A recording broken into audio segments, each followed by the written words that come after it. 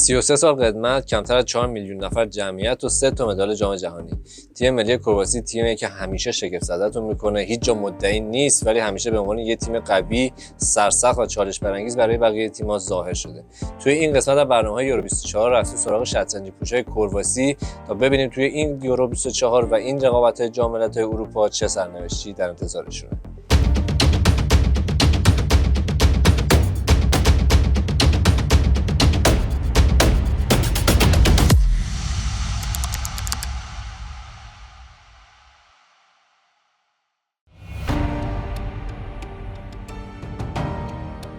کرواسی 127مین کشور بزرگ دنیاست. کشوری که همیشه در سیطره امپراتوری‌های هابسبورگ و یوگسلاوی بوده و از استقلالش فقط 33 سال میگذره. اما یکی از باستانی‌ترین مناطق تمدنی دنیاست. غنی‌ترین بقایای نئاندرتال‌ها توی کرواسی یافت شده و جای تعجبی نیست که این کشور بیشترین آثار ثبت شده قاره اروپا توی یونسکو رو داره. کروات‌ها به خاطر رقابت تاریخی نژادی با سرب‌ها مردمان سخت کوشی بار اومدن و توی ورزش مثل سایر سرزمین‌های یوگسلاوی سابق موفق و مدعی هستن. ملی پوشای فوتبال کرواسی با همین سخت کوشی احتمالاً بزرگترین شگفتی ساز تاریخ جام جهانی فوتباله و حالا میخواد این بار توی جام ملت‌های اروپا باز هم نشون بده که جمعیت و وسعت مهم نیست، استعداد و تلاشه که عامل موفقیته.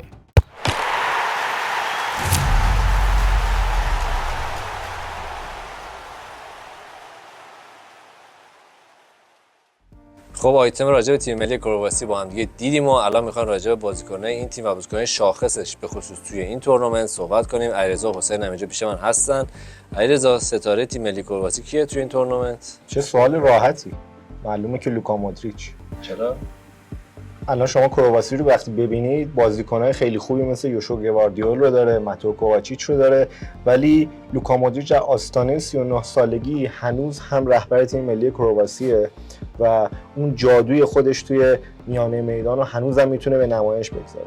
خیلی این انتقاد رو میکنن که مودریچ دیگه پیر شده، تو رئال مادرید هم نیمکت نشین شده، اما من میگم تورنمنت ملی نهایتا 6 الی 7 تا بازیه و برای اینکه برای 6 الی 7 بازی آماده باشی خیلی کار سختی نداری. مودریچ همون بازیکنی که میتونه تو همون 6 7 بازی کار رو برای کرواسی در بیاره، به خوبی رهبریشون کنه و اون تجربه‌ای که داره باعث میشه که باقی بازیکن‌ها تو سایر پست‌ها اعتماد به نفس داشته باشن برای درخشش. فکر نمی‌کنی تو بازی بیشتر از 90 دقیقه کم بیاره؟ حالا من به عنوان کسی که حالا کل بازی رئال این فصل دیدم، دقیقاً واسه 20 دقیقه 30 دقیقه خیلی بازیکن خوبیه، در واقع کار در بیاره به اصطلاحی. از اون برم خب اگه بازی 120 دقیقه بره، خب مثلا میتونه 70 دقیقه 80 دقیقه بازی کنه یا حتی 90 دقیقه. تعویضی شاید بیاد تو همون 20 دقیقه 30 دقیقه میتونه خیلی موثر باشه، ورق بازی رو برگردونه. شما اون پاسی که جلوی چلسی داد با بیرون پا رو یادت بیاد؟ 5 دقیقه بود.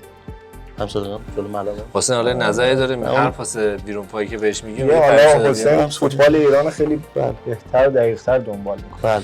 خب حالا پدیده کرواسی کیه تو این یورو؟ کرواسی خیلی تیم جوونی نیست، یعنی اکثر بازیکناشون بالای 26 7 سال هستن. اون نسل رو نتونستن دوباره بسازن، درسته؟ همونطور که خب اول شروع برنامه هم که گفتی، کرواسی کشور کوچیکه، جمعیتش هم کمه، اما خب باز هم اون کارخونه بازیکن سازی دینامو زاگرب همیشه در حال تولید یه سری بازیکن با استعداد هست.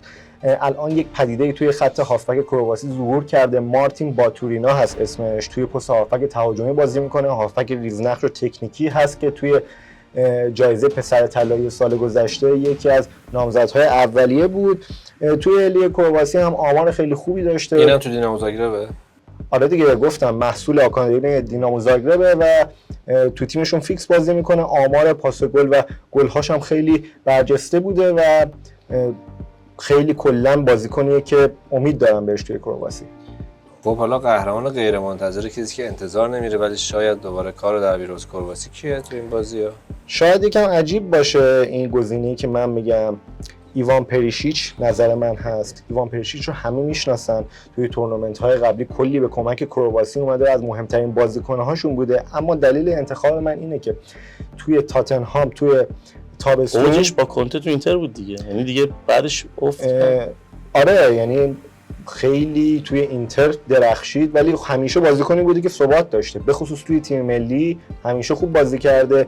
دلیلی که من نظرم اینه که قهرمان غیر منتظره میتونه باشه اینه که اول فصل توی تابستون رباط پاره کرد، اما خیلی سریع روند ریکاوریش رو طی کرد، به تیم دوران کودکیش هایدوک اشپیلیت کرواسی برگشت، اونجا تونست خوب بازی کنه، سرمربی رو متقاعد کنه تا به لیست یورو برگرده. من فکر نمی‌کنم که پریشیچ مثل تورنمنت‌های قبلی بتونه بازیکن ثابتی باشه که همه ازش انتظار درخشش داشته باشن، اما تو همون دقایق محدودی هم که بازی میکنه به نظرم همه توانش رو میذاره با اون خستگی ناپذیری و جنگندگیش تا به تیم ملی کشورش کمک کنه. یه چیزی بگم، این بازیکنایی که اسپوری بعضیشون تو لیگ خود کرواسی ان یا حتی تو این 5 تا لیگ متعال اروپایی نیستن، این ضربه نمیزنه بهشون، مثلا اون سطح بالای فشار بازی رو تجربه نمیکنه.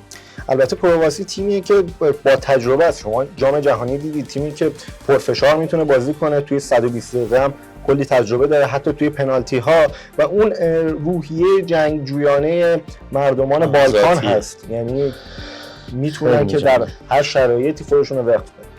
مرسی بچه‌ها. خب الان وقتی که بریم یه آیتم دیگه راجع به تیم ملی کرواسی با هم دیگه ببینیم، برگردیم میخوام بریم سراغ نیمکت این تیم.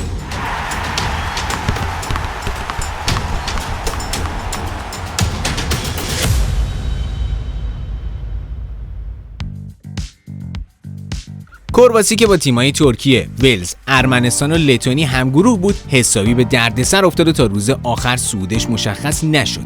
باخت به ترکیه و ولز باعث شد توی مقطع کرواسی از منطقه صعود مستقیم دور بشه، اما با بردن لتونی و ارمنستان تیم زلاتکو دالیچ با کسب 5 برد، 1 مساوی و ثبت 2 شکست با 16 امتیاز بعد از ترکیه 17 امتیازی صدرنشین به یورو صعود کرد. اگرچه کم بودن امتیازات کرواسی باعث شد اونا توی سید سوم قرعه کشی قرار بگیرن و توی گروهی سخت با ایتالیا، اسپانیا و آلبانی هم گروه بشن.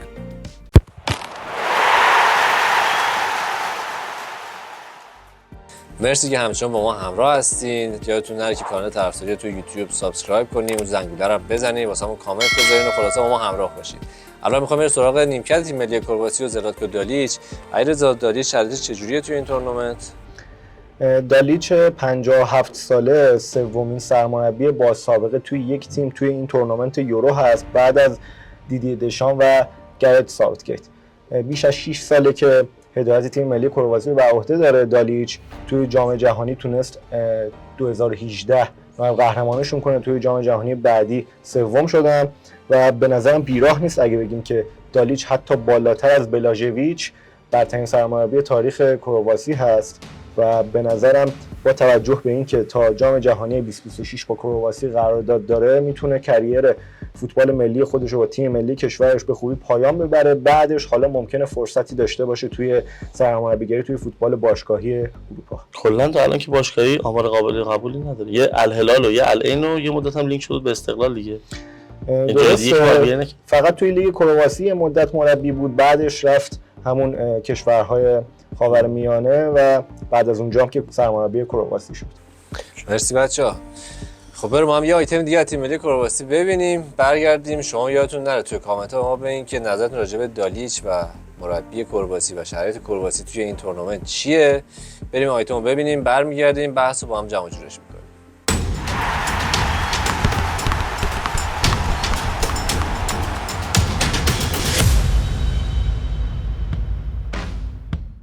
از زمان استقلال از یوگسلاوی کرواسی 6 دوره تو یورو شرکت کرده و برای 7مین بار پا به جام ملت‌های اروپا میذاره.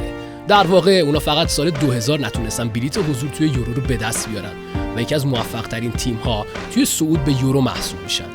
خلاف جام جهانی که کروات‌ها مدال‌های نقره و برنز توش دارن، اونا توی یورو نتونستن موفقیت خاصی به دست بیارن. رفتن به 1/4 نهایی، اون هم توی دوره‌های 16 تیمی، مهمترین دستاورد اروپایی کرواسی بوده. اونها تو سالهای 1996 و 2008 به 1/4 یورو رسیدن و 16 سال پیش تونستن رتبه 5 جام ملت‌های اروپا رو کسب کنن.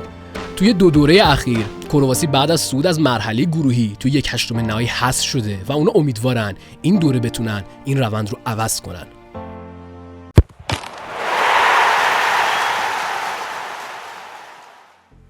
خب رسیدیم به بخش آخر برنامه تیم ملی کرواسی. الان می‌خوایم که یه پیش‌بینی داشته باشیم از عملکرد این تیم توی رقابت‌های یورو 2024.